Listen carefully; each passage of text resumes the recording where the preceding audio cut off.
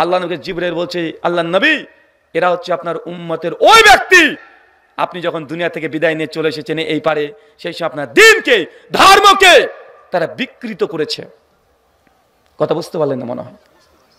আল্লাহ নবীর সঙ্গে সঙ্গে কথা শুনেই বলবেন, সুহুকান সুহুকান লিমান গায়রি বাদি, আমার ধর্মকে বিকৃত করছে যারা, যারা দিনকে বিকৃত করেছো, যাও আজকে দূর হও, যাও তোমাদেরকে চিনি না। আল্লাহ নবী দূর দূর করে সেই দিন এই উম্মতকে তাড়িয়ে দেবে। অপরাধ, দিনকে বিকৃত করেছেন। দিন বিকৃত আপনি বুঝেননি, আপনি আমল করেছেন, কিন্তু নবী যে আমলটা দিয়েছে আপনি সেই আমলটা করেননি।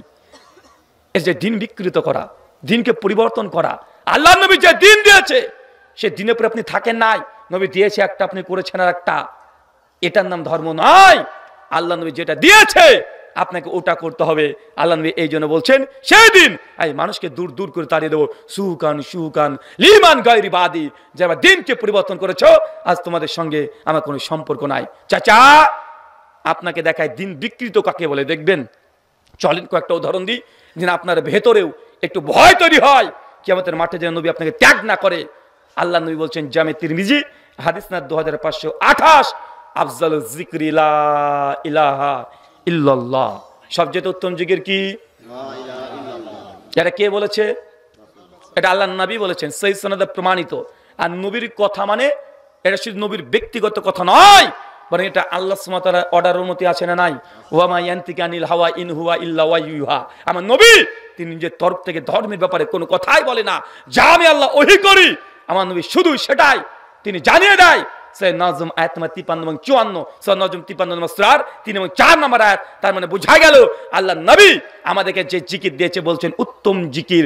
নবী বলছে লা ইলাহা ইল্লাল্লাহ, সমাজে পীর সাহেব বলছে ইল্লাল্লাহ, আছে না নাই?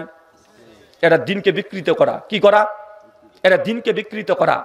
এখন ইল্লাল্লাহ জিকিরকে জায়েজ প্রমাণ করার জন্য কত গ্রামার খাটাচ্ছে, কত মান্তিক খাটাচ্ছে, কত রকমের বালাগাত ফাসাদ সব নিয়ে চলে আসে, প্রমাণ করার চেষ্টা করছে ইল্লাল্লাহ জিকির এটা জায়েজ। কিন্তু আল্লাহ নবী বললেন যে আফজাল জিকরি লা ইলাহা ইল্লাল্লাহ, উত্তম জিকিরটা হচ্ছে লা ইলাহা ইল্লাল্লাহ। মানুষ আজকে কোন জিকিরটা বেশি করে? ইল্লাল্লাহ জিকির না লা ইলাহা ইল্লাল্লাহটা করে বেশি? ইল্লাল্লাহটা করে না?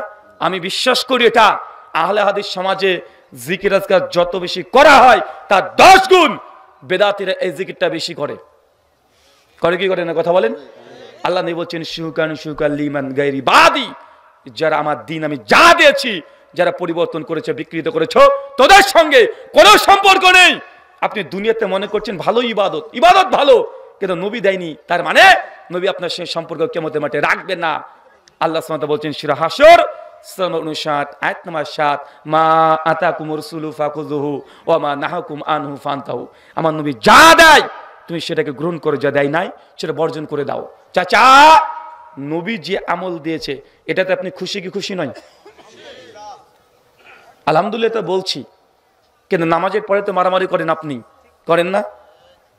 জুমার দিনে আপনি মারামারি করেন না? করেন না আপনি? ইমাম সাহেব যদি মুনাজাত না করে, ইমামের প্রতি কত রাগ আপনার, কত অভিমান। এ কি ইমাম রে ভাই, কেমন ইমাম চলে আসলো সমাজে, যে আগে তো একটু দোয়া করতো, এখন সে দোয়াটাও করে না। এমন মানুষ আছে না নাই? আবার গভীর দুঃখ নিয়ে, কষ্ট নিয়ে, বেদনা নিয়ে বলে, আরে ভাই নামাজ তো আমরা পড়তে পারি না, 5 ওয়াক্ত নামাজ পড়তে পারি না ব্যবসার কারণে, আমি চাকরি করি তার জন্য পড়তে পারি না, কিন্তু এই জুমার দিন ছুটি, এই দিনে জুমার নামাজ পড়তে আসি, এই দিনে একটু আল্লাহর কাছে কাদা কাটা করে একটু ক্ষমা চাইবো, সেই সুযোগটাও হুজুররা দিচ্ছে না, মানে দোয়াকে তুলে দিয়েছে। ভাই আছে না নাই? কথা বলেন। অনেক চাচা এসে বলছে, ভাইজান আরে আল্লাহর কাছে তো চেয়েছি, দোয়াই তো করেছি, কোনো পাপের কাজ তো করিনি, আরে হাতটাই তো তুলেছি, পা তো আর তুলিনি। মানে কত মানে দুঃখ দেখেছেন, আল্লাহর কাছেই তো চাচ্ছি, অন্য মানুষের কাছে তো চাইনি, আমি হাতই তো তুলেছি, পা তো তুলছি না, যেটা বিয়াদবি হবে, কেন এটা বিদআত হবে? চাচা, আপনি এখন শরীর থেকে বুঝতে পারেননি, আপনি আবেগকে কাজে লাগাচ্ছেন। কি কাজে লাগাচ্ছেন? আপনার আবেগ, আপনার আবেগকে কাজে লাগাচ্ছেন।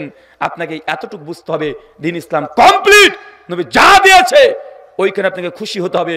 বাড়াবাড়ি করলে আল্লাহ নবীর দ্বীনকে বিকৃত করা হবে। চলেন ছোট্ট একটা উদাহরণ দিই, দেখেন সূরা আরাফ 60 থেকে 75 নম্বর আয়াত ভালো করে পড়বেন, বিশেষ করে সূরা আরাফ 60 থেকে 75 নম্বর আয়াত। এখানে ওলেমায়ে সু বলতে ইহুদি কিছু ওলেমা আছে আমি ইংলিশ ট্রান্সলেশন এটাকে করি ওলেমাই ক্রাইম। ওলেমাই ক্রাইম বোঝেন, মানে ক্রিমিনাল। যারা তওরাতে ছিল এক, তারা পরিবর্তন করে করতো আর এক। আল্লাহ বিধান দিয়েছে এক, তারা বানিয়ে করতো আর এক। মানে আল্লাহ যা বিধান দিয়েছে সেগুলোকে মারপ্যাচ করতো। তার একটা উদাহরণ দিই, আল্লাহ সুবহানাহু ওয়া তাআলা ইহুদিদেরকে বলেছিল যে তোমরা শনিবার ইহুদিতে সাবাতের দিন কোনো কাজ করবে না, নিষিদ্ধ, হারাম। মানে ইহুদিদের জন্য ছিল কি, ছিল শনিবার কাজ করা যাবে না, নিষিদ্ধ। মাছ ধরা যাবে না পুকুর থেকে। ইহুদিরা করেছে কি জানেন? ইহুদিরা করতো কি, ওরা মাছ ধরতো না শনিবারে, তবে কি করতো, পুকুরে গিয়ে জালটাকে ফেলে রেখে দিত। সারাদিন মাছ জালের মধ্যে ঢুকতো, যখনই একদম সূর্য ডুবে যেত, রবিবার পড়ে যেত, সঙ্গে সঙ্গে টানাটানি শুরু করে দিত। কথা বুঝতে পারলেন না? এটা কি, ওরা ওরা তাবিল করছে যে আমি শনিবার তো নিষিদ্ধ করেছে, জাল ফেলতে তো নিষিদ্ধ করেনি, মাছকে তুলতে নিষেধ করেছে, আমরা তো তুলি নাই। কথা মনে বুঝতে পারলেন না? দেখেন সূরা বাকারা খুলেন, 60 থেকে 62, 64, 65 নম্বর আয়াত। আল্লাহ নবী মুসাকে বলছেন, মুসা যাও তোমার কওমকে, উম্মতকে গিয়ে বলো গা আল্লাহ তোমাকে কুরবানি করতে বলেছে তোমাদের। যখন নবী মুসা এসে চলে এসেছে, ইহুদিদেরকে বলছে যে আল্লাহ আমাদেরকে কুরবানি করতে বলেছে। ইহুদিরা এতই বদ, এতই খাটাস যে তারা আল্লাহর বিধান মানবে না, ইবাদত করবে না, আমল করবে না, নিজের ইচ্ছে মতো ইবাদত করতে চায়। তখন মুসা আলাইহিস সালামকে উম্মত বলছে, মানে ইহুদিরা বলছে, সত্যি আল্লাহ বলেছে? তাদের টোন এরকম, সত্যি আল্লাহ বলেছে আল্লাহ গরু কুরবানি, মানে সরি আল্লাহ কুরবানি করতে বলেছে? মুসলমান বলছে হ্যাঁ আল্লাহ তো বলেছে। তখন ইহুদির বাচ্চারা তখন বলছে, যাও তো মুসা জিজ্ঞাসা করো তোমার রবকে, আল্লাহকে জিজ্ঞাসা করো কুরবানি যে করবো, কি কুরবানি করবো, গরু না ছাগল? নবী মুসা তখন আল্লাহকে জিজ্ঞাসা, আল্লাহ কি কুরবানি করতে হবে? তখন বলছে যা গরু কুরবানি করতে বলো। ইহুদির বাচ্চারা আবার প্রশ্ন করে বলছে, গরু কুরবানি করবো? আচ্ছা যে গরুটা কুরবানি করব এটা কি মানে মোটা তাজা হবে না শুকনা দিলেও চলবে? কথা বুঝতে পারছেন? আল্লাহ সুবহানাহু ওয়া তাআলা মুসা নবীকে আবার জানিয়ে দিচ্ছেন যে তুমি বলো যে মোটা তাজা দেখে তোমাকে কুরবানি করতে হবে। ইহুদির বাচ্চারা আবার ইবাদত করতে চায় না, বারবার প্রশ্ন, আচ্ছা মুসা যাও তোমার রবকে জিজ্ঞাসা করো গরু যে কুরবানি করব রংটা কি হবে, কালো, সাদা, ধূসর কালের, কি রঙের হবে এটা রংটা জিজ্ঞাসা করো। আশ্চর্য, কথা বুঝতে পারছেন না ভাইজান? এটা ছিল ইহুদিদের স্বভাব। আল্লাহ যে বিধান দিয়েছে সে বিধানে তারা বারবার কলম চালানোর চেষ্টা করেছে, যেটা অবতীর্ণ করেছে সে তারিফ করে পরিবর্তন করে দিয়েছে। আপনাকে এই কথাই বলছি, আপনাকে এখানে কোনো গ্রামার, কোনো পণ্ডিত খাটার দরকার নেই। নবী যা বলেছে সেই আমল যদি করতে পারেন ইনশাআল্লাহ নবী জান্নাতে আপনাকে নিয়ে যাবে, আপনাকে সাবাত করবে। আর যদি বিকৃত করেন, নবী যা দেয় নাই, আমার পীর বলেছে, বুজুর্গ বলেছে, সমাজ চলছে, রাষ্ট্রে চলছে, এরকম নেতৃত্ব থাকলেই, এরকম যদি জজবা থাকে, জানতে হবে কিয়ামতের মাঠে নবীর সঙ্গে আপনার সম্পর্ক ছিন্ন হয়ে যাবে। আপনি এখানে খুশি থাকেন, নবীজি সালাম ফিরিয়ে সঙ্গে সঙ্গে দোয়া, জিকির, আজকার, তাসবিহ, তাহলিল, একটা নয়, দুইটা নয়, 10টা নয়, 20টা নয়, কমপক্ষে 36 খানা দোয়া জিকির একা একা বসে বসে পাঠ করতেন। আপনাকে কেন দলবদ্ধভাবে করতে হবে? আপনি নবী সুন্নাত পালন করছেন। ধর্ম এটা আপনার উপর অবতীর্ণ হয়নি, ধর্ম অবতীর্ণ হয়েছে মুহাম্মদ সাল্লাল্লাহু আলাইহি ওয়াসাল্লামের উপরে। তাই আপনি তার উপরে বেশি মাতব্বরি করতে যায়েন না। ধর্ম আবেগ দিয়ে চলে না, আবেগ দিয়ে চলে। আপনি বলতেন যে ভাইজান ভালো জিনিস তো এগুলো, ভালো তো সব কিছুই, এখন ভালো বলে কি সবসময় করা যাবে? আচ্ছা বলেন তো, জুমার নামাজ আমরা ক রাকাত পড়ি? জুমার নামাজ 2 রাকাত পড়ি না? আচ্ছা কেউ যদি বলে নামাজ পড়া তো ভালো কাজ, এখন 4 রাকাত যদি পড়ে দেয় কেন হবে না? আমাকে প্রমাণ করেন হবে না। কেন হবে না? কেন শুক্রবারে কি 4 রাকাত নামাজ পড়ার কথা নাই? হাদিস আছে না নাই? আছেই তো। জোহরের হাদিসগুলো সব দিয়ে দেব। জোহর নামাজ 4 রাকাত, যত হাদিস আছে, মানে হাজার হাজার হাদিসের গ্রন্থে পাওয়া যায় যে আল্লাহ নবী শুক্রবারে 4 রাকাত জোহরের কথা আছে না নাই? আছেই তো। এখন এই দলিল যদি জুমার দিনে ফিট করে দিই, ভাই কাজ হবে? আচ্ছা চাচা বলেন তো, রমজান মাসে বিতের নামাজ জামাতে পড়েন না একাকি পড়েন? জামাতে নামাজ পড়া ভালো না খারাপ? তো রমজানের বাইরে পড়েন না কেন? আরে জামাত তো ভালো, আর জামাত করার হাদিসও পাওয়া যায় রমজান মাসে। যে আল্লাহ নবী রমজান মাসে বিতের জামাত করেছে, আলী বিন আবি তালেব করেছে, ওমর ইবনুল খাত্তাব করেছে, আবু বকর রাদিয়াল্লাহু আনহু করেছেন, যায়েদ বিন সাবিত করেছেন, সমস্ত সাহাবীরা রমজান মাসে বেতের সালাত জামাতেই পড়েছে। জামাতে যে বেতের পড়া যাবে না, আরে জাল হাদিস আছে। এখন কেউ যদি বলে, এখন আমি যদি দাবি করি যে ভাই বিতের নামাজ জামাতে পড়তে হবে, দলিল, এখন রমজানের দলিলগুলো সব যদি দিয়ে দিই, আর যদি চ্যালেঞ্জ করি যে কোনো কেউ আছে যে প্রমাণ করবে বিতের নামাজ জামাতে পড়া জায়েজ না, বেদাত? নবী কোথায় বলেছে?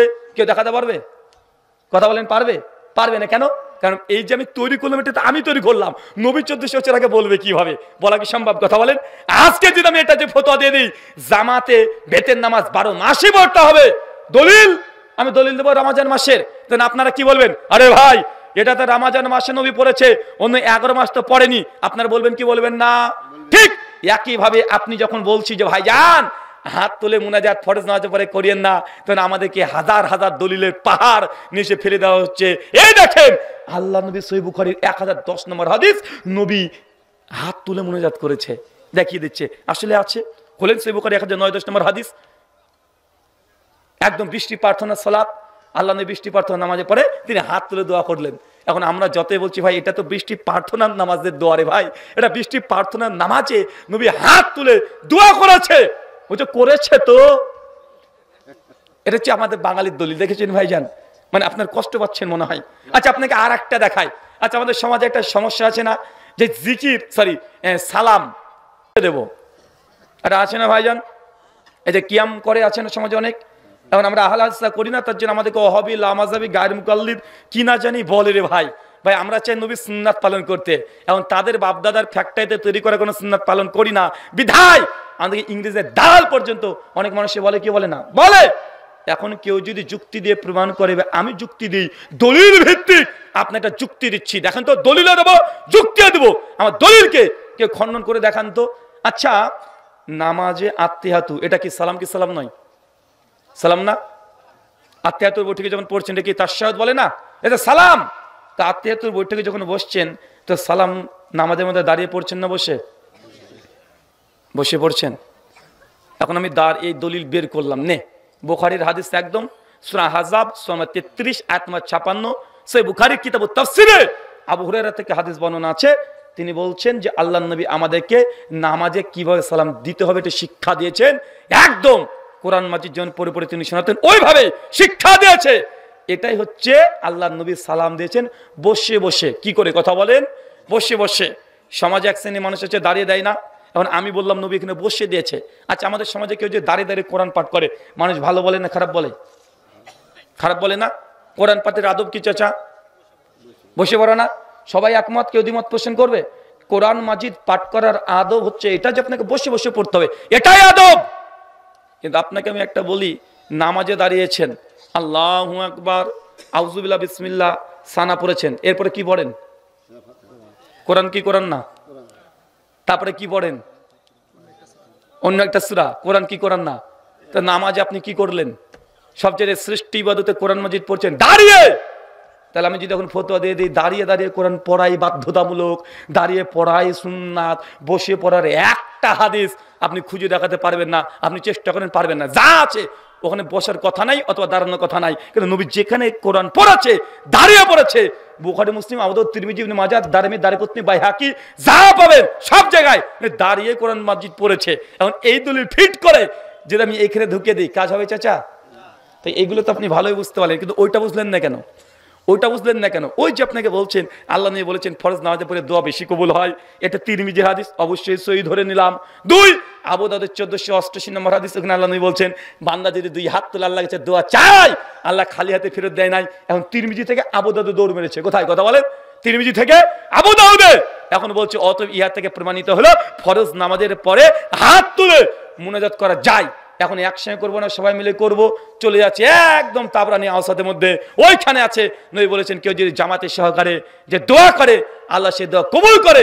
3 মাথা 3টে দলিল নিয়ে কেউ যদি ফিট করে এখন একটা ইবাদত তৈরি করে, ইবাদত হবে না দিনকে বিকৃত করা হবে? দিনকে বিকৃত করা হবে না? আপনি চাচা বিশ্বাস করেন নবীর সুন্নাতের মাধ্যমেই জান্নাত আছে। আপনার নিজস্ব বিবেক বুদ্ধিকে খাটিয়ে যদি কোনো ইবাদত করেন এই ইবাদত আপনাকে জান্নাতে নিয়ে যেতে পারবে না। এটা কি মাস চলছে? হ্যাঁ, এই মাসে কি চলবে? এখন দিনকে বিকৃত করার ইতিহাস এই মাসে শুরু হয়েছে। 15 শাবান, লাইলাতুন নিসফে মিন শাবান, 15 তারিখ রাত্রিবেলাতে সিয়াম পালন, রাত্রিতে 100 রাকাত নামাজ পড়তে হবে। দিনের বেলাতে সিয়াম পালন, রোজা পালন করতে হবে। সমাজে আছে না নাই? আছে। এই মর্মে যেই কটা হাদিস আছে সমস্ত উম্মত ঐক্যমতে এই হাদিস জাল। এমনকি বর্তমান বাংলাদেশের বাইতুল মুকাররমের যিনি খতিব, নাম কি, মাওলানা আব্দুল মালেক হাফেজাহুল্লাহ, তার বই আছে শবে বরাত নিয়ে বাড়াবাড়ি ছাড়াছাড়ি, বই 27 নম্বর পৃষ্ঠায় তিনি লিখেছেন এই হাদিস নিঃসন্দেহে জাল হাদিস। কে তারপরে সমাজে আছে না নাই? মানুষের দলিল কি শেষে? ভাই ভালো কাজ তো, নামাজি তো পড়ছে, খারাপ কিছু তো করছে না ভাই, দলিল এটা না শেষে ভালো কাজ। তো শয়তান তো আপনাকে ওইভাবে ভালো কাজই করাবে, ভালো কাজ করাবে না, শয়তান তো আপনাকে ধোঁকা দিয়ে আপনাকে বিভ্রান্ত করবে। আল্লাহ সুবহানাহু ওয়া তাআলা তুমি আমাদেরকে বোঝার তৌফিক দান করে, সকল বলি আমিন। তার মানে আমরা প্রথম কথা বুঝতে পারলাম, নবী যে দিন দিয়েছে এর মধ্যে চুল পরিমাণে জোড়া দেওয়া বা বাদ দেওয়া যে দেন, আপনি নবীর উম্মত হিসেবে আল্লাহ নবী অস্বীকার করবে। 2 সহিহ বুখারী কিতাবুন নিকাহ হাদিস নাম্বার 5063, আল্লাহ নবীর স্ত্রীর কাছে 3 জন সাহাবী একসঙ্গে এসেছে। চাচা কয়জন? 3 জন। এসে আল্লাহ নবীর স্ত্রীকে বলছেন যে আম্মা জান, আমাদের নবী কি কি আমল করতো বলেন তো একটু। তো আল্লাহ নবীর স্ত্রী নবীর রাতের আমল বর্ণনা করেছে যে আল্লাহ নবী এইভাবে এইভাবে রাত্রিতে আমল করতেন। তো সাহাবীরা শুনে তখন বলছে, কোথায় আল্লাহ নবী, কোথায় আমরা? তিনি তো নবী, তার তো কোনো গোনা নেই, কোনো ত্রুটি বিচ্যুতি নেই, আল্লাহ সব মাফ করে দিয়েছে। তিনি জান্নাতে যতক্ষণ করা না দেবে ততক্ষণ তো আল্লাহ জান্নাতের দরজায় খুলবে না, তার ব্যাপার আলাদা। আর আমরা সাধারণ মানুষ, আমরা এই কটা আমল করলে আমাদের দ্বারা জান্নাতে যাওয়া যাবে না। 3 জন ভালো নিয়াতে বলছে, তাহলে কি করা যায়? একজন চট করে দাঁড়িয়ে বলছে যে আমি সারা রাত্রি তাহাজ্জুদের নামাজ পড়বো। চাচা কি নামাজ? তাহাজ্জুদের নামাজ। 2 আরেকজন সাহেব বলছে, তুমি যে তাহাজ্জুদের নামাজই পড়ো, আমি কি করব? সারা জীবন সিয়াম, দিনের বেলায় রোজা পালন করব। কি পালন করব? রোজা। 3 নম্বর আরেকজন তখন বলছে, সবই তো গেল, এখন আমি কি করি? ও তখন বলছে আমি বিয়েই করব না, বিয়ে যদি করি তাহলে স্ত্রী কন্যা পুত্র সন্তান হবে, তাদেরকে সময় দিতে হবে, আল্লাহকে সময় দিতে পারবো না, ইবাদতের সময় দিতে পারবো না, আমাকে ইনকাম করতে ব্যস্ত হয়ে যাবে, পরিবারকে সময় দিতে হবে, বিয়েই করব না। একদম জীবন চিল্লা দিয়ে দিলাম। জীবন চিল্লা আছে না? পরিবার তুই আমরা চলে যাচ্ছি, আছে না নাই? কথা বলেন। আমরা তো 1 চিল্লা 2 চিল্লা, এই সাহাবী বলছে জীবন চিল্লা দেবে, মানে বিয়েই করবে না, শুধু দাওয়াতি কাজ করবে আর শুধুমাত্র মসজিদে পড়ে থাকবে, ইবাদত বান্দেগিতে, জিকির আজকার তাসবিহ তাহলিল এগুলোতে মগ্ন থাকবে। 3 জন 3টে কথা বলেছে। বলেন তো চাচা, একটা নিয়ত খারাপের মধ্যে? হ্যাঁ, কে বললো রে 3টে খারাপ? আপনি বলেছেন? আরে সর্বনাশ, তাহাজ্জুদের নামাজ পড়া খারাপ? বলছে অবশ্যই খারাপ, তাই বলছে। চাচা তাহাজ্জুদ নামাজ নফল নামাজের মধ্যে সবচেয়ে শ্রেষ্ঠ নামাজ কি? তাহাজ্জুদ। চলেন তাহাজ্জুদের জাস্ট একটা ফজিলত আপনাকে বলে দিই। মুসনাদ আহমদ 2124 নম্বর হাদিস, ওমর ইবনুল খাত্তাব বসে আছেন, নবী বসে আছেন। একজন ব্যক্তি এসে আল্লাহ নবী বলছে, ইয়া রাসূলুল্লাহ, মদিনাতে একটা মেয়ের সঙ্গে আমার সম্পর্ক ছিল, তার সঙ্গে সবকিছু আমি করেছি, এমন কিছু নেই যে আমি তার সঙ্গে গুনাহ করি নাই, শুধুমাত্র ডাইরেক্ট জেনা ছাড়া। আল্লাহ নবী যখন এই নবীর সামনে এই কথা বলেছে, আল্লাহ নবী মাথা থেকে নিচু করে রেখে দিয়েছে, তার কথা শুনছে, কোনো জবাব দিচ্ছেন না। ওমর ইবনুল খাত্তাব চট করে দাঁড়িয়ে তাকে বলছে যে শোনেন, আপনি গুনাহ করেছেন নবীর সামনে বলছেন, আপনি পাপ করেছেন নবীর সামনে বলছেন। যখন এই কথা বলেছে, ওই সাহাবী উনি চলে যাচ্ছেন, হেঁটে হেঁটে চলে যাচ্ছেন। আল্লাহ নবী তাকে পিছন থেকে ডেকে বলছে যে তুমি এই কাজটা করেছো। জি। আল্লাহ নবী তখন বলছেন, শোনো, তুমি রাত্রিবেলাতে তাহাজ্জুদে দাঁড়িয়ে যাও, আর কোনো গুনাহ করলে তারপর এটা নেকি করে নাও। তার মানে এই হাদিসের ব্যাখ্যা ইমাম হাজাজকারী ফাতুল বাড়ির মধ্যে বলছে, কেউ যদি জেনার মতো গুনাহও করে, জেনার মতো মহাপাপ যদিও করে, সে যদি তাহাজ্জুদ গুজার বান্দা হয়, ওই ব্যক্তির জন্য আল্লাহ সুবহানাহু ওয়া তাআলা তার জেনার গুনাহ দুনিয়াতে ক্ষমা করে দেবে। এটা কি কথা বলেন? তাহাজ্জুদ। ওই সাহাবী কি বলে? তাহাজ্জুদ পড়বে সারা রাত। একজন রোজা পালন করব। রোজাদার কে? রোজাদারের জন্য স্পেশাল জান্নাতে 8টা দরজা আছে। কয়টা দরজা আছে? 8টা দরজা। একটা দরজার নাম আল্লাহ লিখে দিয়েছেন, একদম রেডি আছে। ওই জান্নাতের দরজার নাম হচ্ছে বাবুর রায়্যান। মানে শুধুমাত্র যারা বেশি বেশি দুনিয়াতে নফল রোজা করেছে, কিয়ামতের মাঠে জান্নাতি ফেরেশতা দাঁড়িয়ে চিৎকার মেরে শুধু রাখবে, কে আছে রোজাদার, এই গেট দিয়ে প্রবেশ করো, এই গেট দিয়ে। মানে তার যে স্পেশাল গেট আছে। এই দুটো ফজিলত, দুটো আমলের জন্য যথেষ্ট। 3, একজন যে বিয়ে করবো না, এই 3টা আমলের মধ্যে কোন একটা খারাপ? নবীর জবাব শুনেন। নবীর কাছে যখন এই খবর এসেছে, আল্লাহ তাদেরকে ডেকে পাঠিয়েছে, বলছে তোমরা কি তারা এই কথা বলেছো? জি ইয়া রাসূলুল্লাহ, আমরা এই কথা বলেছি। আল্লাহ নবীর সঙ্গে সঙ্গে তিনি বলছেন যে শোনো, আমি রাত্রিতে তাহাজ্জুদের নামাজও পড়ি, আবার ঘুমিয়েও থাকি, আমি বিয়েও করেছি, আবার স্ত্রীকে সময়ও দিই, আমি রোজা পালন করি, রোজাকে মাঝে মাঝে ছেড়েও দিই। ফামান রাগিবান সুন্নাতি ফালাইসা মিন্না, শোনো, যারা আমার এই সুন্নাতের বিপরীত আমল করবে তারা আমার উম্মত নয়। মানে কঠিন মনে হলো না কথাটা? না চাচা, কঠিন মনে হয়েছে কথাটা? কেন? আমি তো কঠিন করতে চাচ্ছি, আপনি বলছেন কঠিন হয়নি। সে সারা রাত তাহাজ্জুদ পড়বে, সারা দিন রোজা রাখবে, সে আল্লাহর রাস্তায় জীবনটাকে উৎসর্গ করে দেবে। নবী বলছে কেউ যদি এই কাজ করে সে আমার উম্মতই নয়। আমল তো ভালো, আমল ভালো নয়, সারা রাত তাহাজ্জুদ পড়বে। আমাদের সমাজে আছে, কে বুজুর্গ প্রমাণ করবে কিভাবে? আমার পীর সাহেব এত বুজুর্গ, কি জানো? আমার পীর এক পায়ে দাঁড়িয়ে তিনি 40 বছর ধরে তাহাজ্জুদের নামাজ পড়েছে। ভাই এমন কথা বলে কি বলে না? কথা বলেন। আমার পীর সাহেব, তুমি জানো 40 বছর ধরে তিনি জামাতে নামাজ পড়েনি। এটা পীরের কারামত, এমন আছে না নাই? কথা বলেন। এরকম পীরের কারামত দেখা যায় না? 40 বছর নাকি জামাতে এসে নামাজ পড়েনি। জিজ্ঞেস হচ্ছে কেন, কি সমস্যা? তখন বলছে এই মসজিদে নামাজ পড়লে কত রাকাত নামাজ এই সব হবে? বলছে 25-27 গুণ। ও, খাবারের ব্যবস্থা আছে, মানে আপনাদের জন্য খাবারের ব্যবস্থা আছে, কমিটি বলছে শেষে নিয়ে যাবেন। না, এটা বলতেও হয় না। বাঙালি কিছু হোক আর না হোক, মানে খাবারটাকে ভুলবে না। ওকে যদি আলকাতরা দেওয়া হয় 5 কেজি, ও যদি কিছু না থাকে সাদা পাঞ্জাবিকে পেতে দেবে, আছে না ভাইজান? তো একবার বলে দিয়েছি, এটা আর আপনি ভুলবেন না ইনশাআল্লাহ। তো আল্লাহ নবী এখানে বলছেন তাকে। আর এই পীর সাহেবগুলো যেগুলো আছে দেখেন, তারা বলছে 40 বছর আমার ইমাম, আমার পীর সাহেব এত বুজুর্গ, তুমি জানো কার কাছে আমি বায়াত করেছি? 40 বছর জামাতে নামাজ পড়েনি। কেন? বলছে এই এলাকার মসজিদে নামাজ পড়লে কত নাকি? তো 25 থেকে 27 গুণ নাকি বেশি। বলছে যদি মসজিদুল হারামে পড়ে, মক্কার মসজিদে, হাদিস বুখারী 1,00,000 রাকাতের নামাজের সব পেয়ে যাবে। মানে মসজিদুল হারামে একবার যদি মাগরিব পড়েন তাহলে কতবার মাগরিবের সমান? 1,00,000। বলছে তাহলে এই মসজিদে নামাজ পড়ে দরকার কি? আমার পীর সাহেব জায়নামাজে দাঁড়িয়ে থাকে, আল্লাহু আকবার বলে, পীরও নাই, জায়নামাজও নাই, মক্কা তখন নামাজ পড়ছে। এমন বলে কি বলে না? বাংলাদেশে একটা বক্তার নাম নেব, রাগ করবেন না, কারণ উনি নাম নিয়েই মিজান রহমান আজহারীর বিরুদ্ধে কাফের পর্যন্ত ফতোয়া দিয়েছে না? শেখ আব্দুর রাজ্জাক বিন ইউসুফকে কাফের ফতোয়া দিয়েছে। তিনি যদি গোটা বাংলাদেশের ওলামা সমাজকে কাফের বলে দিতে পারে, তো তার নাম নিয়ে একটু দুটো কথা বললে রাগ করবেন নাকি আপনারা? ওনাকে আমি নাম দিয়েছিলাম যে নাইট বয়। কেন জানেন? রাত্রিবেলাতে কালো চশমা পরে। আরে ভাই, সানগ্লাস পরতে দিনের বেলা, ও রাত্রিবেলাতে পরে। নাম কি বলেন তো? ওই দেখেন দেখেন বলে দিয়েছে, আমি কিন্তু বলিনি ভাই। উনি একটা আলোচনাতে বলছে যে তুমি জানো যে আমরা এমন ইমামকে মানি যে ইমাম টানা এর সাথে অজু করে মসজিদে ঢুকতো আর ফজর পর্যন্ত অজু টিকিয়ে রাখতো, মাঝখানে অজু ভাঙতো না, এক অজুতে টানা ঈশা টু ফজরের নামাজ পড়েছে। এমন ইমাম টানা 50 বছর তিনি একদম সিয়াম রোজা পালন করেছে। তিনি জীবনে 100 বার হজ করেছে, 22,000 বার কোরআন মাজিদকে খতম দিয়েছে। আমি তখন ভাবলাম যে উনি বললেন যে 100 বার হজ করেছে। কি করেছে ভাইজান? 100 বার হজ করেছে। তো যার ব্যাপারে বলেছেন তিনি নাম হচ্ছে ইমাম আবু হানিফা রাহিমাহুল্লাহ। আহলে হাদিস তাকে সম্মান করে ভালোবাসে।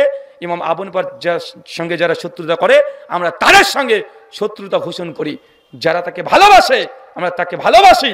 ইমাম আজম আবু হানিফা রাহিমাহুল্লাহ, ইমাম শাফি রাহিমাহুল্লাহ, ইমাম মালিক, ইমাম আহমদ, একে ভালোবাসা মুমিনদের একটা ইমানি আলামত। কি আলামত? কথা বলে ইমানি আলামত। তার ব্যাপারে বাড়াবাড়ি করতে গিয়ে বলছে যে 100 বার সে হজ করেছে। অথচ ইমাম আবু হানিফা জন্মগ্রহণ করেছেন 80 হিজরি, মৃত্যুবরণ করেছে 150 হিজরি, বেঁচেছে কত বছর? 70 বছর। তো চাচা, হজ কি বছর 2 বার হয়? হায়াত পেলে 70 বার, হজ করলে 100 বার, ব্যাপার তো মিলে না। ব্যাপার মিলছে? কথা বলেন। আবার বলছে এর সাথে অজু করে ঢুকেছে, ফজর পর্যন্ত নামাজ পড়েছে, অজু ভাঙে নাই। 1 দিন 2 দিন 10 দিন 1 বছর 10 বছর 20 বছর নয়, টানা 40 বছর। চারটে কিনে ব্যাপার 40 বছর এসব টু ফজর। আমার সাদা মনে সাদা প্রশ্ন, ভাই 40 বছর ধরে এই নিজ দিয়ে ফুসফাস কিছু হয়নি? আচ্ছা বুঝলাম আল্লাহর ওলিদের ব্যাপার, আমরা এমন জবল ব্যবহার না করি, তার অনেক সম্মানিত ব্যাপার। সেই সময় তো হয়তো খাবারের মধ্যে এত ভেজাল ছিল না, এত ফরমালিন ছিল না, তাই ফুসফাস হতো না। কিন্তু প্রস্রাব পায়খানার তো দরকার আছে, হ্যাঁ দরকার আছে না নাই? আচ্ছা তাও বাদ দিলাম, পিসাবদের হয়তো লাগে না। এখন স্ত্রী আছে তো, 40 বছর স্ত্রী, স্ত্রীর হক কিভাবে রক্ষা করতে হবে? 40 বছর যদি এইসব তো ফজর কোন সময় আর আছে? এখন বলতো মানে হুজুর শুধু রাতে কি স্ত্রীর কাছে হক আদায় করতে হবে, দিন তো পড়ে আছে। কিন্তু যে এনাতুল আব্বাস হিসেবে বলে দিয়েছে যে টানা 50 বছর দিনের বেলা রোজা রেখেছে, তো ফজর তো আবার মাগরিব শেষ, ঘেরে গেল না? তো এখন হক রক্ষা করলো কোথায়?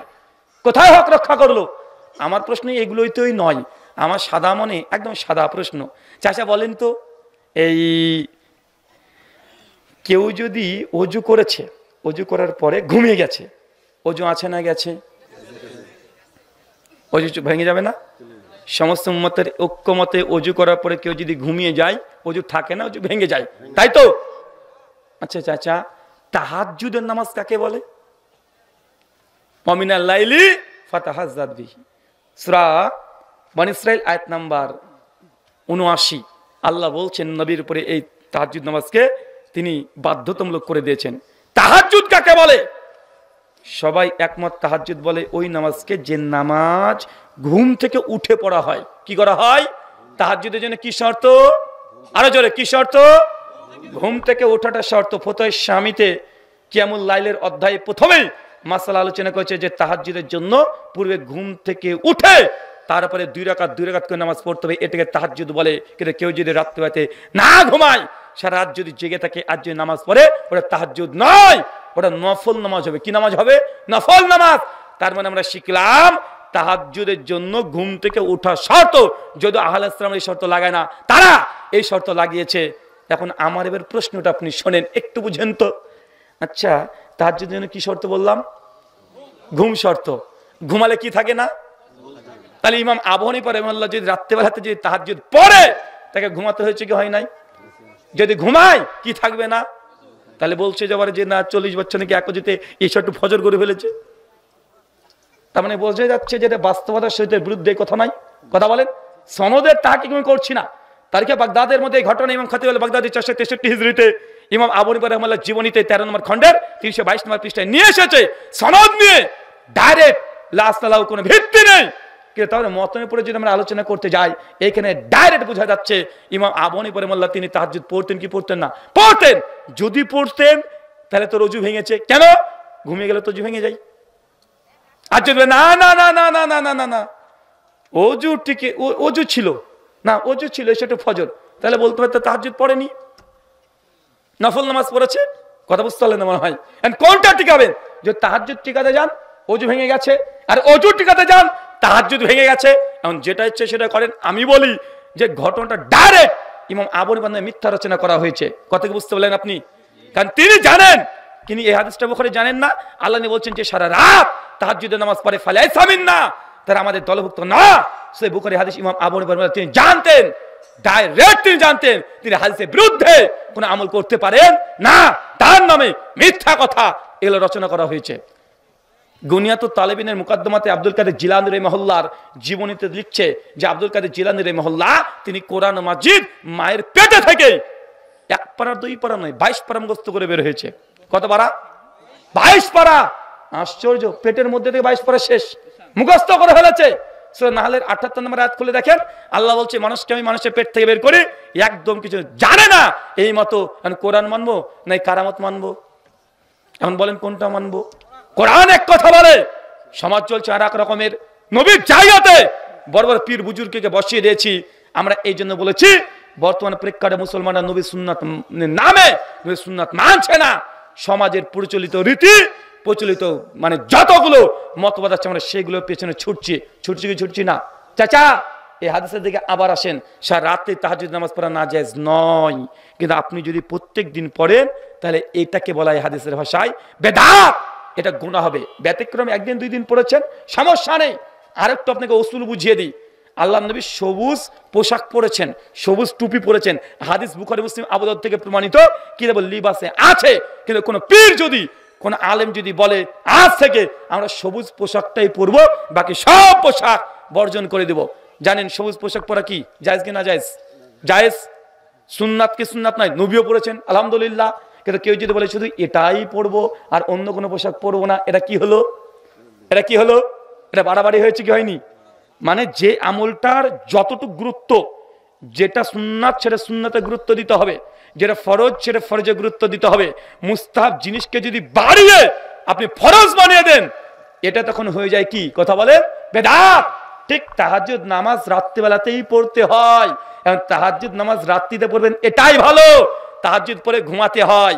সহিহ বুখারীর 1260-61 নম্বর হাদিস, আমাদের আয়েশা রাদিয়াল্লাহু তাআলা আনহা তিনি বলছেন যে আল্লাহর নবী আলাইহিস সালাম তিনি রাতে তাহাজ্জুদ পড়ে যখন মসজিদ থেকে বেলাল আজান দিতেন, আজানের শুনে সঙ্গে সঙ্গে তিনি 2 রাকাত সুন্নাত নামাজ পড়তেন, তারপরে ডান কাঁধ হয়ে তিনি শুয়ে পড়তেন। সহিহ বুখারী 1260-61 নম্বর হাদিস। নবী সুন্নাত পড়ার পরে কি করতেন? কথা বলেন। তিনি ডান কাঁধ হয়ে শুতেন। অথবা আমাদের আয়েশা বলছেন, অথবা যদি আমি জেগে থাকতাম বা আমাকে জাগিয়ে দিলে আল্লাহ নবী আমার সঙ্গে গল্প করতেন। তাহলে নবী সুন্নাত দুটো রাত্রিবেলাতে ফজরের আজান পড়বে, বাড়িতে সুন্নাত পড়তে হবে। চাচা কোথায় পড়তে হবে? আরে জোরে কোথায়? মসজিদে পড়বেন না। কি বললাম? কথা বলেন। মসজিদে না জায়েজ নাই, জায়েজ। উত্তম কোনটা? কোনটা উত্তম? বাড়িতে। বাড়িতে নবী 2 রাকাত সুন্নাত নামাজ পড়ে ডান হাতকে কাঁধে তিনি শুতেন, অথবা নিজের স্ত্রীর সঙ্গে গল্প করতেন। এটা নবীর আমল। কিন্তু আমরা এখন মসজিদে নিয়ে চলে গেছে কি যাই নাই সুন্নাত নামাজ সব মসজিদে। মানে মসজিদে একদম আলাদা স্পেশাল টুপিও পাওয়া যায়, মানে সবুজ খাঁচা দেওয়া। আচ্ছা না নাই? কথা বলেন। মানে আপনার বাড়িতে যাওয়ার দরকার নেই এমন একটা ভাব। অথচ ওই একই নামাজ যে বাড়িতে আপনি নফল যদি পড়েন, সুন্নাত নামাজ যদি বাড়িতে পড়েন, ডবল নাকি আছে না নাই? প্রত্যেক ধাপে ধাপে মসজিদে এগিয়ে যাবেন নাকি আছে না নাই? ওযু যদি বাড়িতে করেন নাকি আছে না নাই? এক্সট্রা বেনিফিট আমরা চাই না, কিন্তু আমরা ওই যে পীর সাহেব যা বলেছে আমরা ওই আমলগুলো ঠিকই করতে চাই। আছে না নাই? তার মানে আমরা 2 নম্বর বিষয় বুঝলাম। এক, ইসলামকে বিকৃত করলে আল্লাহর নবী যা দিয়েছে তাতেই সন্তুষ্ট থাকতে হবে। বাড়াবাড়ি ছাড়াছাড়ি করলে নবী আপনাকে কিয়ামতের মাঠে উম্মত হিসেবে অস্বীকার করে দিবে। 3, সহিহ বুখারী সহিহ মুসলিম কিতাবুল ঈমান হাদিস নাম্বার 101, আল্লাহ নবী বলছেন মান গাশশানা ফালাইসা মিন্না। যে ব্যক্তি আমার উম্মতের মধ্যে প্রতারণা করবে, কি করবে? প্রতারণা বোঝেন? ধোঁকাবাজি করা, প্রতারণা করা, মানুষের সঙ্গে চিটিং করা, চিটিংবাজি করা, বাটপারি করা, আছে না নাই সমাজে? যারা প্রতারণা করবে তারা আমার দলের অন্তর্ভুক্ত না, তারা উম্মত না। এখন আপনারা অনেক জায়গাতে প্রতারণা করেন, সব জায়গাতে প্রতারণা করছেন। প্রতারণা কোন জায়গায় নেই? সব জায়গা আছে। ব্যবসা বাণিজ্য লেনদেন সব জায়গায় আছে না নাই? দেখেন আপনি চলে যান এই যে রাজশাহীতে চলে যান, নাটোরে চলে যান, বগুড়াতে, একদম বগুড়া বাস স্ট্যান্ডে দেখতে খুব ভালো লাগে। কি জানেন? যেসব দইয়ের দোকানগুলো আছে মাঝে মাঝে তাকে দেখি যে দইয়ের দোকান, বগুড়ার দই বাংলাদেশের বিখ্যাত। মাঝে যখন নামি দেখি যে দইয়ের দোকানে ওরা হলুদ বাল্ব জ্বালিয়ে রেখে দেয়। আমি ভাবি যে হলুদ বাল্ব কেন জ্বালায়? পরবর্তী সময় বুঝতে পারলাম হলুদ বাল্ব জ্বালানোর আলাদা রহস্য। হলুদ বাল্ব যদি ওই দইয়ের উপরে পড়ে তো দইটা দেখতে আরো চমৎকার লাগে। কথা বুঝতে পারলেন না মনে হয়? আছে না না? কথা বলেন। ফলের দোকানগুলোতে দেখবেন মানে যেই ফলের রং সেই কালারের বাল্ব ওপরে ঝুলছে, আছে না নাই? আছে। সবজির দোকানে সবজি সবসময় পানি মারতে আছে, আছে না নাই? আপনাকে বলছে যে ভাইজান এই দেখেন 5 কেজি আলু কিনবো, কত টাকা কিলো? ও বলছে দোকানদার যে 30 টাকা কিলো। আপনি বলছেন ভাই 25 টাকা নেন। বলছে আল্লাহর কসম ভাই আমি 25 টাকা দিয়ে কিনেছি। আচ্ছা যান আপনি 2 টাকা লাভ দিয়ে 27 টাকা দিয়ে দেন। অথচ 25 টাকা দিয়ে কিনে নি, ও 18 টাকা কেজি কিনে নিয়ে এসেছে। আছে না না? কথা বলেন। আছে। মানে কত রকমের যে প্রতারণা ব্যবসাতে আছে এর হিসাব নেই। রাস্তাতে যে দেখবেন পেট্রোল বিক্রি করছে বোতলে করে। আপনি বলছেন 1 লিটার পেট্রোল দেন, বোতলটা এসে ঢেলে দিচ্ছে। বোতলে কিন্তু 1 লিটার পেট্রোল নাই, আছে 950 গ্রাম। প্রত্যেক বোতল পিছু 50 গ্রাম করে মেরে খেয়ে নিয়েছে। এটা প্রতারণা কি প্রতারণা নয়? জি। চাকরি থেকে লেনদেন আদান প্রদান সব জায়গায়, ব্যবসা বাণিজ্য কোন জায়গাতে প্রতারণা নাই? সব জায়গাতে আছে। একজন বলছে ভাইজান প্রতারণা তার মনে করা যাবে না। আচ্ছা না, আল্লাহ পরিষ্কার বলছেন মান গাসসানা ফালাইসা মিন্না। যে ব্যক্তি আমার উম্মতে প্রতারণা করে সে আমাদের দলভুক্ত না, সে আমার উম্মত না। ও বলছে আমি একটা আমার গার্লফ্রেন্ডকে বলেছি তাকে বিয়ে করব। এখন কিন্তু আমার নিয়ত কিন্তু আছে যে বিয়ে করব না। এখন বলেন তো এটা প্রতারণা হবে কি হবে না? দেখেছেন কত বড় বদমাশ। বলছি আমি আমার গার্লফ্রেন্ডকে বলেছি, মানে পটানোর জন্য বলেছি যে তোমাকে বিয়ে করব, কিন্তু আমার কিন্তু বিয়ে ঠিক হয়ে আছে। এই যে আমি এখন যে প্রতারণা হচ্ছে, তো এখন আমার কি হবে? আমি তাকে বলেছিলাম ভাইজান যত পারো সবচেয়ে বেশি বেশি প্রতারণা করবে গার্লফ্রেন্ডের সঙ্গে। কথা বুঝতে পারলেন না? মানে সব জায়গাতে সব জিনিস নিয়ে গেলে এটা একটা মহা মুসিবত। 3 সুনান আবু দাউদ হাদিস না 2175 কিতাবুন নিকাহ, আল্লাহ নিয়ে বলছেন স্বামী স্ত্রীর মধ্যে যদি তৃতীয় পক্ষ এসে স্বামী স্ত্রীর সংসারে অশান্তি বাধায়, তৃতীয় পক্ষ বুঝেন? চাচা তৃতীয় পক্ষ বোঝেন?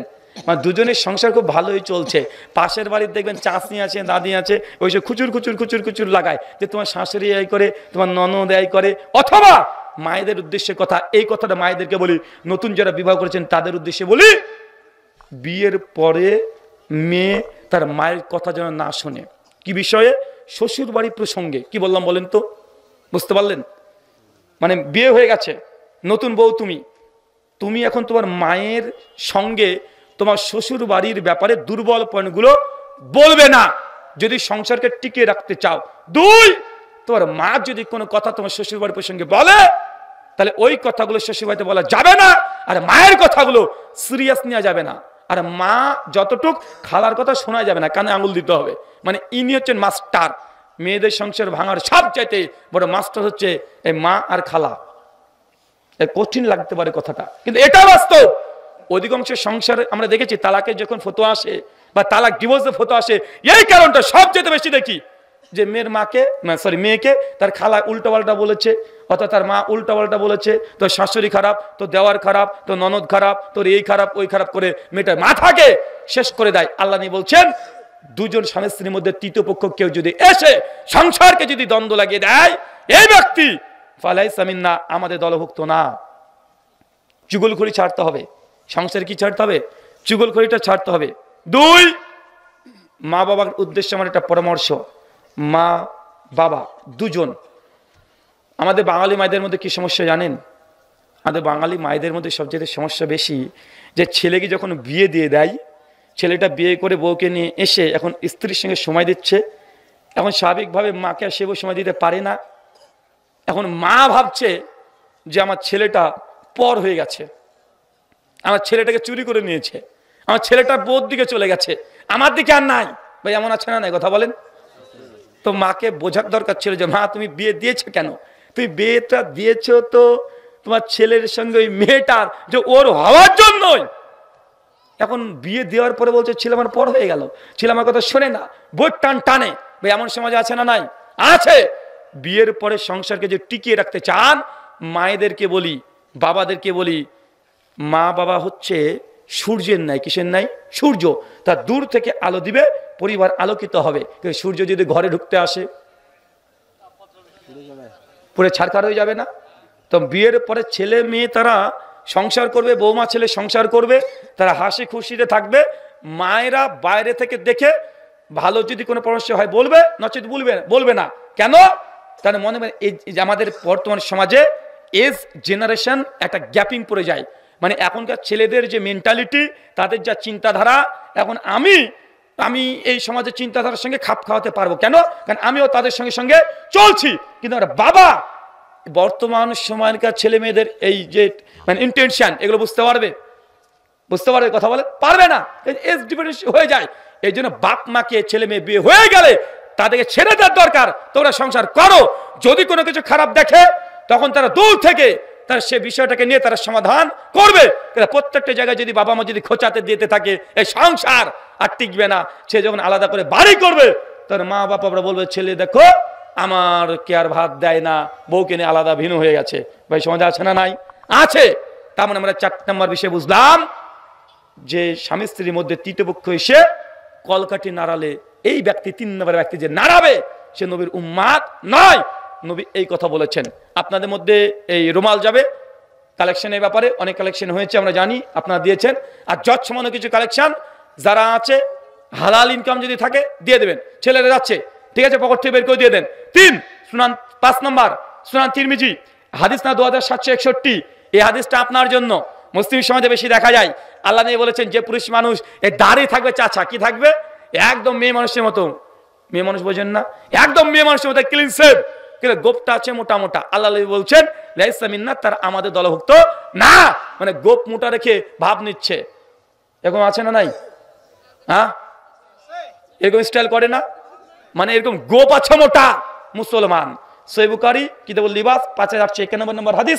আল্লাহ নবী পরিষ্কার বলেছেন যে নবীদের 5টা সুন্নাত, প্রত্যেক নবীদের এক, গোপটাকে একদম চেছে ফেলা, একদম ছোট করা, আর দাড়িটাকে বড় রাখা। এই মাতব্বর করেছে কি, দাড়িটাকে চেছে, গোপটাকে রেখেছে। নবী যা বলেছে উল্টো করেছে, বলছে লাইসা মিন্না, তুই আমার দলভুক্ত না। কিয়ামতের মাঠে আপনার সঙ্গে নবীর সম্পর্ক থাকবে না। আজকে আপনাকে গোপটাকে চেঁচে বাদ দিতে হবে আর দাড়িটাকে ছেড়তে হবে। যদি নবীর সুপারিশ পেতে চান, নবীর সঙ্গে যদি জান্নাতে যেতে চান, আপনাকে আজকের পর থেকে দাড়িটাকে ছেড়ে দিতে হবে। দাড়ি নিয়ে সমস্যা, হুজুর দাড়ি কিভাবে রাখবো? দাড়ির 4টে বিধান। কয়টা? 4টে। 1, দাড়িটাকে চাচা হারাম। 2, দাড়িটাকে রাখবেন মুসলিম, এটা ফরজ, সুন্নাত নয়। দাড়ি রাখা কি ফরজ। 3, দাড়িটাকে বড় করা সুন্নাত। আর বাঙালি মনে করে দাড়ি রাখা সুন্নাত। ভাই দাড়ি রাখা সুন্নাত না, দাড়িটাকে বড় করা, নিজের গতিতে ছেড়ে দেওয়া, এটা সুন্নাত। 4, দাড়িটাকে এই যে এক মুষ্টির পরে এই অংশটুকু কাটতে পারবেন কি পারবেন না, এটা নিয়ে সালাফদের মধ্যে মতভেদ আছে, কিন্তু এই 3টে নিয়ে মতভেদ নেই। 1, দাড়ি রাখা ফরজ। 2, দাড়ি চাচা হারাম। 3, দাড়িকে ছেড়ে দেওয়া সুন্নাত। দাড়ি এখন কাটতে পারবেন কি পারবেন না, এটা নিয়ে। কারণ দুনিয়াতে আমরা মুসলমান, আমরা ধর্মটাকে পালন করি, আল্লাহ সুবহানাহু ওয়া তাআলাকে দেখিনি, কিন্তু যার আনুগত্য অনুসরণ আমরা করি তিনি হচ্ছেন প্রফেট মুহাম্মদ সাল্লাল্লাহু আলাইহি সাল্লাম। তার আনুগত্য করি আমরা। আশা রাখি কিয়ামতের মাঠে আমাদের নবী আমাদের জন্য শাফাত করবেন, সুপারিশ করবেন জান্নাতের জন্য, অথচ তিনি সম্পর্ক ছিন্ন করে দিবেন।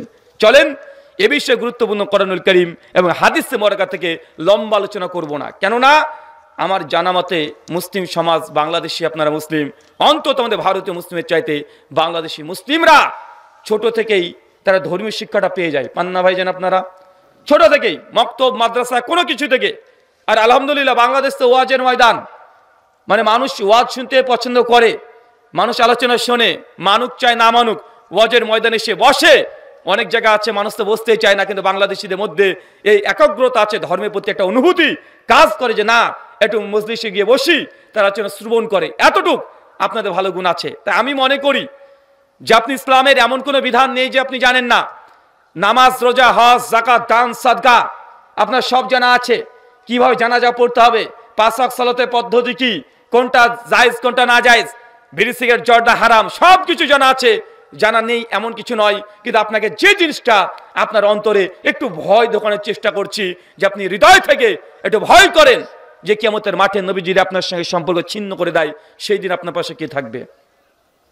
কিয়ামত যে অবধারিত, কোনো সন্দেহ আছে? হাসরের মাঠে আপনাকে উঠতে হবে, কোনো সন্দেহ আছে? তো সেই দিন আপনি কাউকে পাবেন না।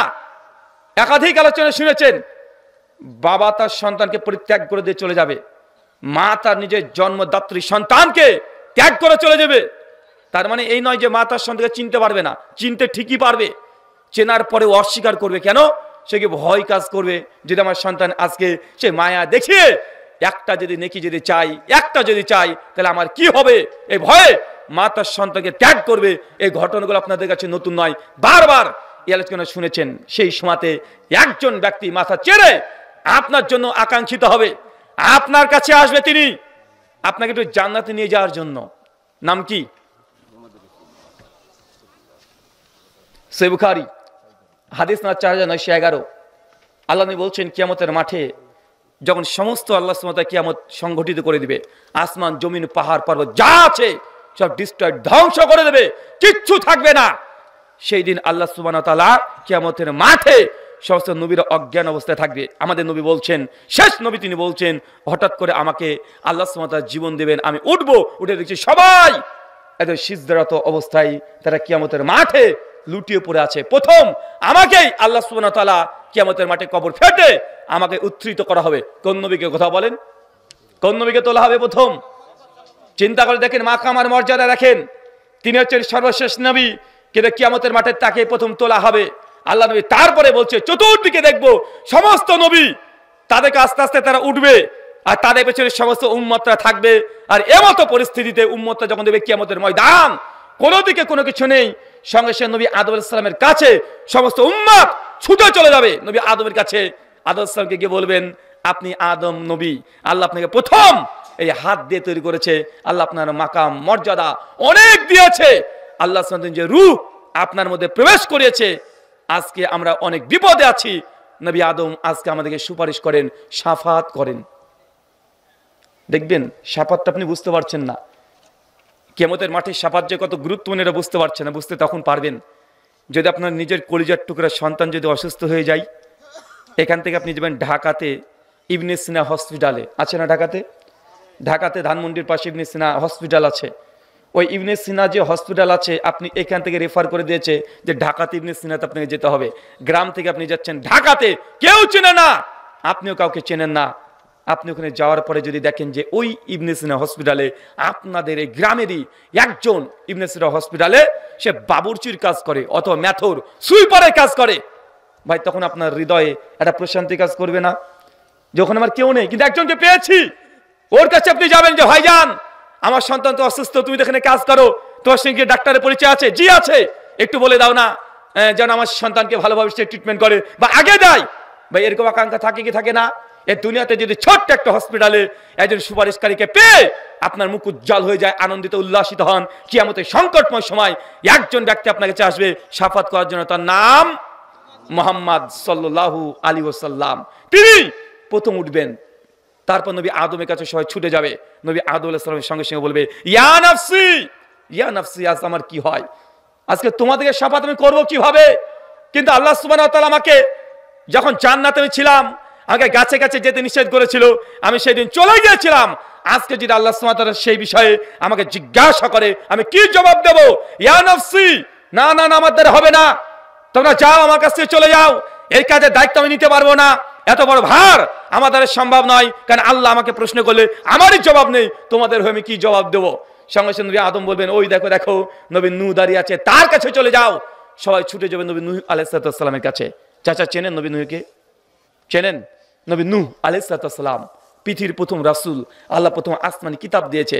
উম্মত গিয়ে বলবে নূহ আলাইহিস সালামকে যে আপনি সুপারিশ করেন, আজকে আমাদেরকে বিপদ থেকে রক্ষা করেন। নূহ নবী একই জবাব দেবে, না সম্ভব নয়, ইয়া নাফসি, আজকে আমার কি হয়?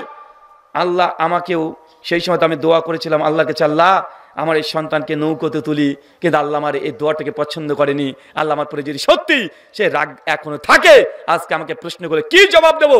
আমার দ্বারা সম্ভব না। যাও তোমরা আবুল আম্বিয়া নবী ইব্রাহিমের কাছে ছুটে যাও। সমস্ত উম্মাত আবুল আম্বিয়া খলিলুল্লাহ, আল্লাহর দোস্ত, আল্লাহর বন্ধু, নাম কি? নবী ইব্রাহিম। সবাই ছুটে যাবে, একটু শুধু সুপারিশ পাঁচজন, একটু। সেদিন নিজের আমল দিয়ে গর্ব অহংকার আপনি করতে পারবেন না।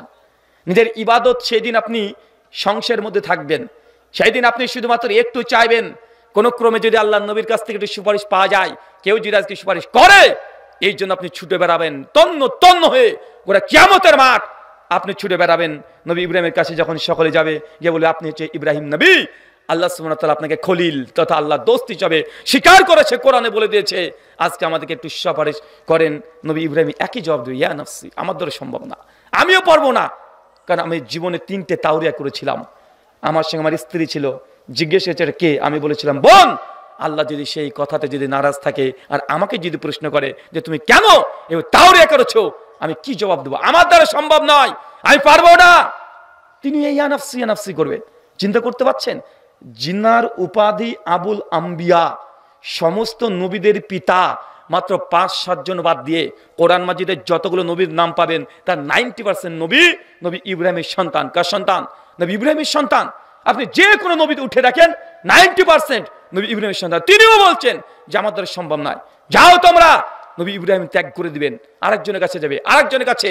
এই করতে করতে নবী ঈসা, মুসা, দাউদ, সুলাইমান, ইউনুস, ইউসুফ, ইয়াকুব, জাকারিয়া, ইয়াহইয়া, যত নবী আছে সবাই একই কথা, আমার দ্বারা সম্ভব নয়। আজকে যদি আমাকে আল্লাহ প্রশ্ন করে আমি কি জবাব দেব? আমার দ্বারা সম্ভব নয়। মানুষ চলে যাবে সর্বশেষ নবী ঈসার কাছে। ঈসা নবীর সঙ্গে সঙ্গে বলবেন, ঈসা নবীর প্রশংসা করে মানুষ তখন বলবেন যে আল্লাহ আপনাকে বিনা বাপের তৈরি করেছেন, আজকে আমাদের জন্য একটু সুপারিশ করেন। আপনি দুনিয়াতে আল্লাহর সাথে এমন মর্যাদা দিয়েছে যে মরা মানুষকে আপনি তাজা করতেন, আল্লাহর সাহায্যে আজকে একটু আমাদের সুপারিশ করেন। নবী ঈসা আলাইহিস সালাম তিনিও বলবেন আমার দ্বারা সম্ভব নয়। দেখো সর্বশেষ নবী আছে, তো তার কাছে ছুটে যাও, আল্লাহ তাকে খুব ভালোবাসে, যাও, সে যদি কিছু করতে পারে তো পারবে। মানুষ যখন ছুটে চলে যাবে নবী মুহাম্মদ সাল্লাল্লাহু আলাইহি ওয়াসাল্লামের কাছে, ওই সময়তে আল্লাহ নবী সিজদায় লুটিয়ে পড়ে আছে, আর তিনি শুধুমাত্র সিজদা থেকে উঠে বলছেন, ইয়া উম্মতি ইয়া উম্মতি ইয়া উম্মতি। আল্লাহ, আজকে ভয়ঙ্কর সময়, আমার উম্মতের কি হবে, আমার উম্মতের কি হবে, আজকে আমার উম্মতের কি হবে। বারবার আল্লাহ নবী চিৎকার দিয়ে কিয়ামতের মাঠে তার কণ্ঠস্বর সমস্ত কিয়ামতবাসী সবাই শুনবে যে আমাদের নবী শেষ নবী, তিনি বলবেন ইয়া উম্মতি, আজকে আমার উম্মতের কি হবে। চিন্তা করে দেখেন, দুনিয়ায় যত নবী রাসূল এসেছে তার উম্মত তার কাছে যাবে, কিন্তু তিনি নিজেদের ওজর পেশ করবে। আমাদের সর্বশেষ নবী, লাস্ট নবী, তিনি কেবলমাত্র কিয়ামতের মাঠে নিজের উম্মতের কথা চিন্তা করছে। এখনো বুঝতে পারেন আপনি কার উম্মত, এখনো বুঝেন নাই যে আপনি কার উম্মত। আপনার জন্য কান্না করছে সে নবী, তিনি কান্না করছেন যে উম্মতকে যেন জান্নাতে নিয়ে যাওয়া যায়, পাশে থাকা যায়। কেন এত মহব্বত, কেন ভালোবাসা, আমাদের প্রতি ভালোবাসার কারণ কি? আপনি একটা নুক্তা বলে আপনি বুঝতে পারবেন। আমরা হচ্ছে এমন একটা সময় এসেছি, প্রায় 1400 বছর ধরে কোন নবী আছে পেয়েছেন নবীকে দেখতে? মুহাম্মদ সাল্লাল্লাহু আলাইহি ওয়াসাল্লামকে দেখেছেন? তার কণ্ঠস্বর কখনো শুনেছেন? সে কিভাবে চলাচল করতে দেখেছেন? তার পেছনে নামাজ পড়েছেন? আমরা এমন একজন নবীকে পেয়েছি, এমন একজন নবী আনুগত্য করি যাকে দুই চোখ দিয়ে আমরা এখনো পর্যন্ত দেখতে পাই নাই, তার কণ্ঠস্বর আমরা কান দিয়ে শুনি নাই, যার বাড়ির দূরত্ব থেকে আমাদের বাড়ির দূরত্ব প্রায় ৭,৫০০ কিলোমিটার। কোথায় মদিনা, কোথায় বাংলাদেশ, যার ভাষার সঙ্গে আমাদের ভাষার কোনো মিল নেই, কিন্তু তাকে আমরা না দেখে ঈমান এনেছি। তাকে না দেখে তার মতো করে আমরা দাঁড়িয়ে রাখার চেষ্টা করি, তাকে না দেখে টাকনার উপরে আমরা কাপড় পরে ঘুরে বেড়াচ্ছি।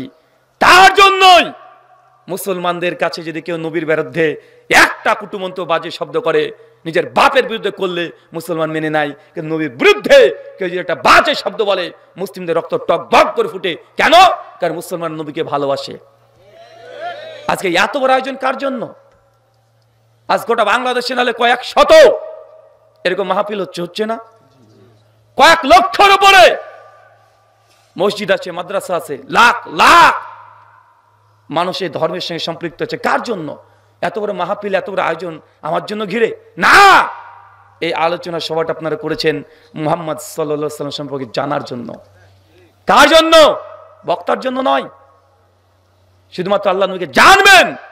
আমরা তাকে দেখিনি কখনো, শুধুমাত্র বইয়ে পৃষ্ঠাতে লেখা আছে, পড়ে পড়ে পড়ে পড়ে তার প্রতি এত ভালোবাসা। আপনি কল্পনা করতে পারছেন না যে একটা মানুষকে যে না দেখে ভালোবাসা যায়, জ্বলন্ত দৃষ্টান্ত আপনারা সকলেই। আমরা দেখি নাই, দেখেছি নাকি? কিন্তু ভালোবাসাতে কোনো ঘাটতি আছে? ভালোবাসার কোনো কমতি আছে? আরে মাকে যতটা ভালোবাসে তার চাইতে বেশি ভালোবাসা নবীর প্রতি আছে না নাই? আছে।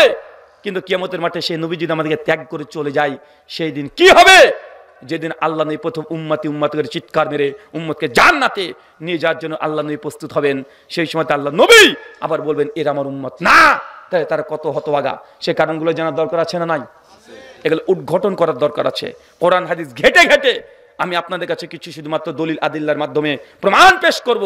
কিছু মানুষকে আল্লাহর নবী অস্বীকার করবেন। প্রথম সহিহ বুখারী 2252 নম্বর হাদিস, আল্লাহ নবী বলছেন কিয়ামতের মাঠে আমি একদম হাউজে কাউসার কাছে চলে যাব। হাউজে কাউসার জানা আছে? আল্লাহ নবী তার সম্পর্কে বলছেন যে হাউজে কাউসার, ওখানে যখন চলে যাব আমাকে দায়িত্ব আল্লাহ দিয়ে দিবেন, আর আমার উম্মত ছুটে ছুটে আসবে, ছুটে ছুটে আসবে, আর আমি বারবার বলি ইয়া উম্মতি, আমার উম্মত, আমার উম্মত। আল্লাহ নবীর সঙ্গে সঙ্গে হাউজে কাউসার থেকে পানি বের করে উম্মতকে খাবেন। নবী বলছেন একবার যদি সে কেউ পানি পান করে তাহলে কখনো কোনোদিন আর সে পিপাসিত হবে না, তৃষ্ণার্ত হবে না, তার আর কোনোদিন তৃষ্ণা লাগবে না। হাউজে কাউসারের পানি পান করবে, আল্লাহ খাওয়াতেই থাকবে। হঠাৎ করে ফেরেশতা জিবরিল আসবেন, আর মাঝখানে একটা পর্দা হয়ে যাবে, নবী এইদিকে, উম্মত ওই সাইডে। নবীর সঙ্গে সঙ্গে বলবে ইয়া উম্মতি, জিবরিল এরা আমার উম্মত, আমার উম্মত এগুলো। কেন আজকে পর্দা হচ্ছে? কেন আজকে পার্থক্য? এরা তো আমার উম্মত। 3130 সনদ সহিহ। আল্লাহ বলছেন কোন মৃত ব্যক্তির সামনে যদি মাতম করে, মাতম বুঝেন মানে একটা ধরেন আপনার বাবা মারা গেছে, আর মেয়ে দুই বোন একসঙ্গে এসে বাপের বুকে মারছে, বাবা গো আব্বা গো, এই যে কি যে করে, এখন দেখা যায় কি যায় না? ঘটা করে আনুষ্ঠানিকভাবে কান্নার অনুষ্ঠান জুড়ে দিয়েছে, জোরে জোরে বুককে চাপড়াচ্ছে, বুক টুক ছিঁড়ছে, চুল টুল উল্টোপাল্টা করছে, কবিতার ঢঙে ছন্দ মিলিয়ে কান্নাকাটি করছে। আল্লাহ বলছে যে এইভাবে মাতম করবে মৃত ব্যক্তির জন্য লাইসা মিন্না, তারা আমাদের দলভুক্ত না। মায়েদেরকে বলি, আপনার বাবা মারা গেছে জানি, হৃদয় থেকে রক্তক্ষরণ হচ্ছে, আত্মীয় মারা গেছে হৃদয় থেকে রক্তক্ষরণ হবে, স্বাভাবিক। সুনান আবু দাউদের হাদিস 3132 নম্বর হাদিস, আল্লাহ বলছেন একটু মানুষ যদি মানুষ যদি মারা যায়, মারা যাওয়ার পরে তাকে যদি একটু আঘাত করা হয়, এই যে এই আঘাতটা করলেন, এই আঘাতটা যতটা ওজন, মানুষ মারা যাওয়ার পরে এই ওজনটা তার জন্য ডবল হয়ে যায়। বুঝতে পারলেন না মনে হয়? আপনি একটা ছোট্ট বাড়ি মারলেন, এটা যতটা লেগেছে একটা তাজা মানুষের, জীবন্ত মানুষের, মৃত মানুষের জন্য এই মানে এই যে লাগাটা, ব্যথাটা ডবল হয়ে যায়। কথা বুঝতে পারলেন?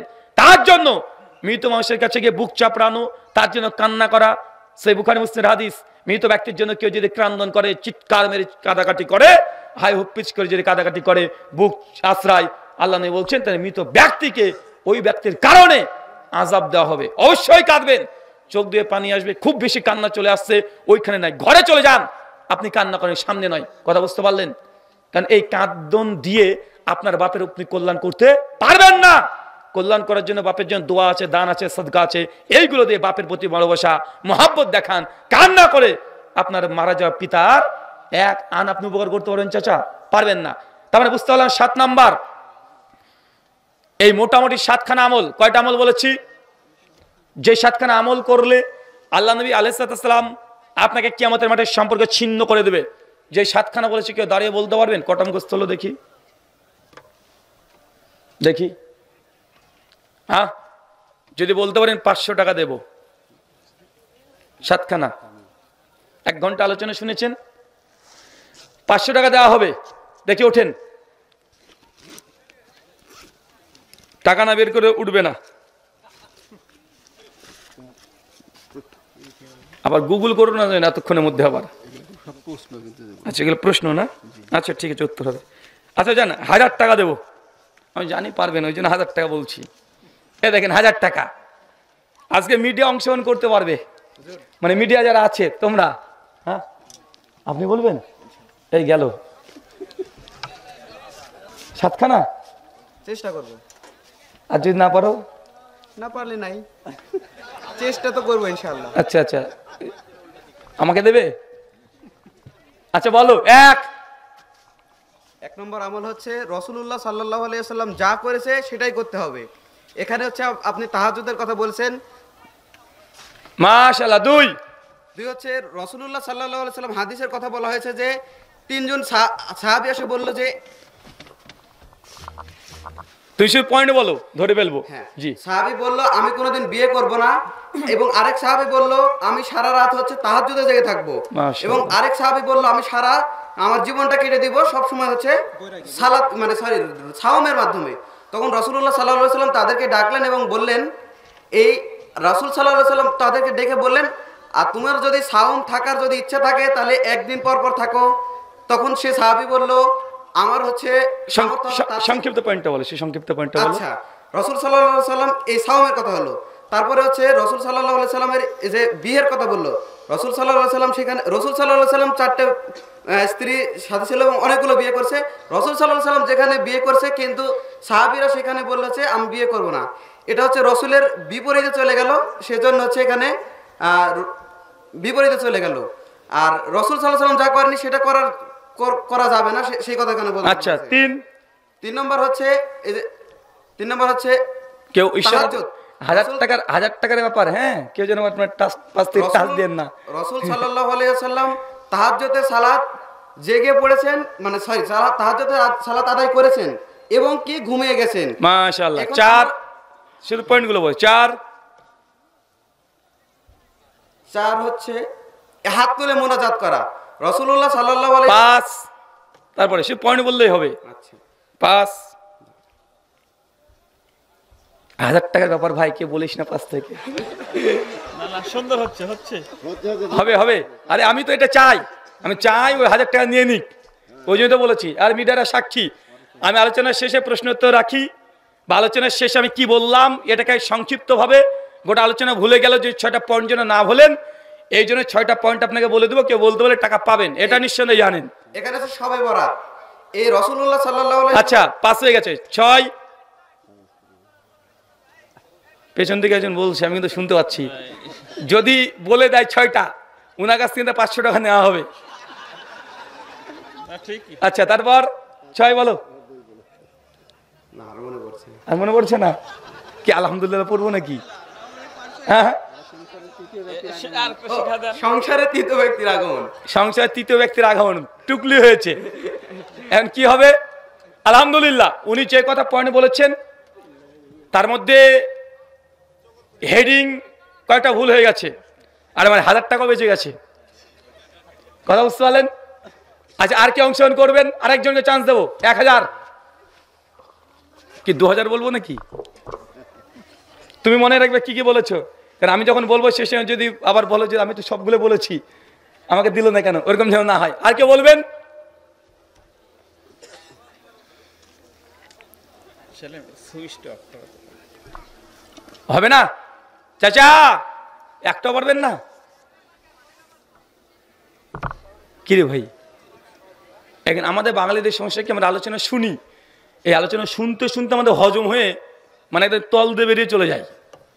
ওই জন্য শেষে আমি এই পয়েন্টগুলো আবার মনে করে দেবো। অনেকে পারবে। প্রথম পয়েন্ট হচ্ছে, আল্লাহ নবীর দ্বীনকে বিকৃত করা যাবে না, নবী যা এনেছে তাই আমল করতে হবে। এক কথায় এখন মুনাজাত তুনাজাত যা আছে সব ঢুকিয়ে দিয়েছি, এটা প্যাকেজিং ব্যাখ্যা। পয়েন্ট হচ্ছে এটা। 2, নবী যে ইবাদত দিয়েছে তাতে বাড়ানো কমানো যাবে না। এইখানে 3 জন সাহাবীর ঘটনা আপনার সঙ্গে নকল করা হয়েছে। 3, যখন আপনি কোনো ব্যবসা বাণিজ্য আদান প্রদান লেনদেন সার্বিক জীবনে তার সঙ্গে প্রতারণা করা যাবে না, এটা বলেনি? বলেছিল? সাক্ষী তো আপনারা, তখন আপনি আবার বলিয়েন না যেন ভাই যে ছেলেটাকে দিলেন না কেন। এই প্রতারক জান্নাতে যাবে না। 4, স্বামী স্ত্রীর মধ্যে তৃতীয় ব্যক্তি যদি প্রবেশ করে সংসারকে বরবাদ করার জন্য, যদি মানে চুগলখুরি করে সংসারকে ধ্বংস করার মানে চেষ্টা করে, তাহলে এই ব্যক্তি নবীর সঙ্গে কিয়ামতের মাঠে উম্মত হিসেবে আল্লাহ নবী অস্বীকার করবেন। 5, গোপ বড় করে দিয়ে দায়টিকে চেষে ঘুরে বেড়ানো আছে না নাই, কথা বলেন? 6, মৃত ব্যক্তির জন্য বুকটুক আশ্রে কান্নাকাটি করে তার জন্য মাতম করা। যেমন শিয়ারা দেখবেন মহরম মাসে 10 তারিখে হাই হুসেন করে বুকটাকে চাপড়ায়, আছে না নাই? রক্ত বের করছে, নবী বলছেন তারা আমাদের দলভুক্ত নাই। যারা মৃত ব্যক্তির জন্য শোক পালন করে, একজন পুরুষ মৃত ব্যক্তির জন্য শোক পালন করবে 3 দিন। কয় দিন? আর নারী 4 মাস 10 দিন যদি বিবাহিত হয়, অবিবাহিত হলে সে নারীও 3 দিনই পালন করবে, যেটাকে ইদ্দত বলা হয়। 4 মাস 10 দিন, সূরা তালাক আয়াত নম্বর 5। এই 6টা পয়েন্ট মনে থাকবে তো ইনশাআল্লাহ? থাকবে ইনশাআল্লাহ। এই 6টা পয়েন্ট এবং 6টা পয়েন্ট মাথায় থাকলে ভেতরে কি কি বলেছি গোটা বক্তব্য আপনাদের এখন ব্রেনে ঢুকে থাকবে ইনশাআল্লাহ। ওই জন্য এই পয়েন্ট ভিত্তিক 6টা বলে দিলাম যে আপনাদের উপকারে আসে। আল্লাহ তুমি কবুল করো, আমিন। প্রশ্নোত্তর হবে না? ছুটি ঘন্টা প্রশ্নোত্তর হবে? টাকাটা বেঁচে গেছে, পকেটে পড়বো? টাকা আজকে নিতে পারেননি, এর আগে নাটোরে নিয়ে নিয়েছিল আমার 600 টাকা। তারপরে ওই যে আরেক জায়গায় কোথায় নিয়েছিল জানো না, কমপক্ষে 12-13 জায়গাতে নিয়ে নিয়েছে, রংপুরে, ওখানে আরো বেশি নিয়েছে।